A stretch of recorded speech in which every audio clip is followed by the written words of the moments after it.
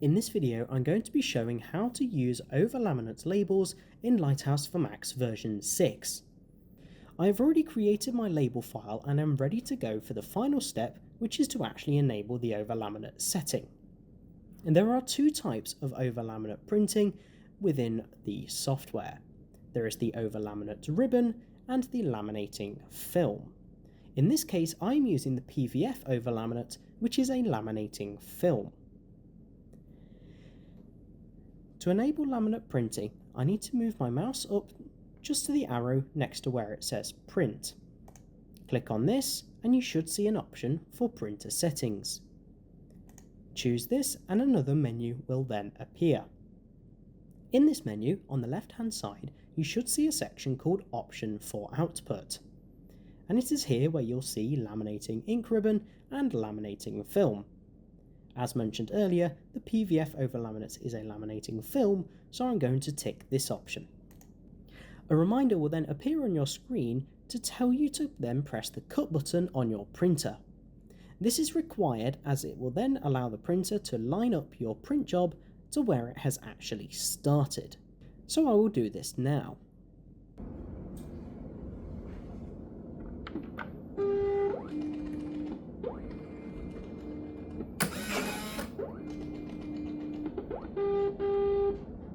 Now that it has cut some vinyl off, I can then press OK until I am back in my label file.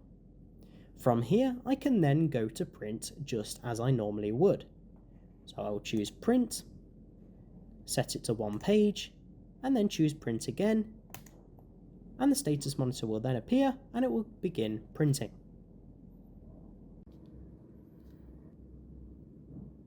Now that my printer has finished printing, it has cut off the sheet. So now that I'm ready to put my laminate over the top, I'm going to lay this flat on my desk. Before applying the over-laminate, I will need 3 things. The laminate itself, scissors,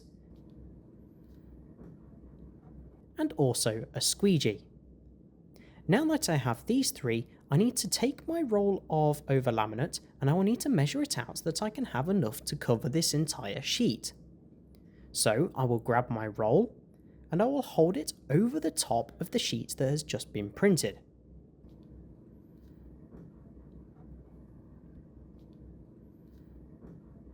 I will then use my scissors to cause a slight snip to mark where I will need to cut all the way across. Then I will lift my laminate and I will cut it all the way across the width of the sheet itself.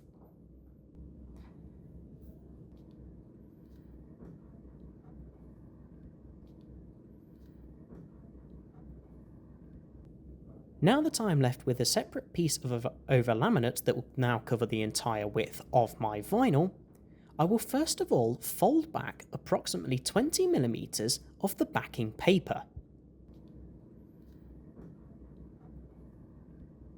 The reason I am doing this is to give myself a slight pull tab to make it easier for me to peel away and apply my over-laminate. So I will fold this back nice and firmly.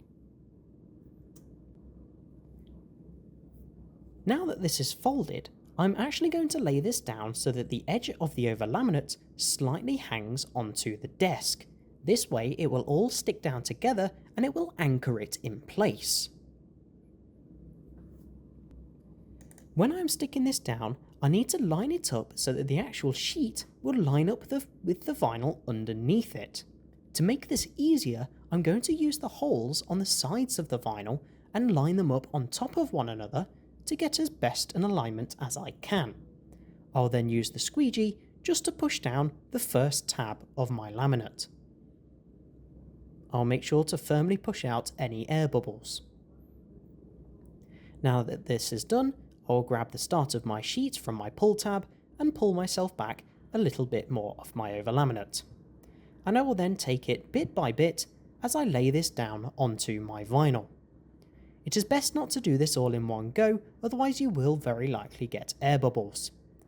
As you can see here, I'm tackling it in smaller sections.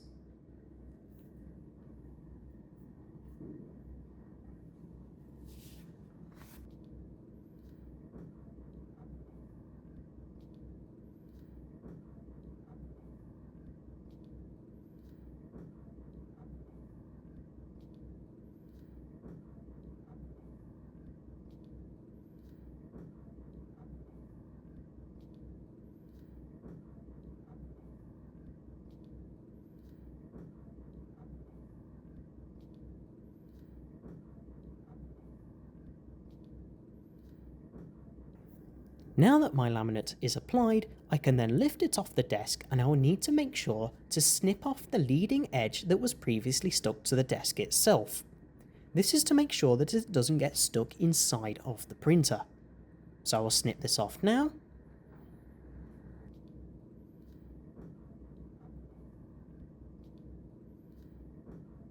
And then I will take my sheet and I will feed this back into the printer. Now before I do this, it is recommended to adjust your cutter depth dial, as you will need to increase this to cut through both layers of your material. As you can see, mine is currently set to 3.5, so in this case I'm going to try increasing it up to 5.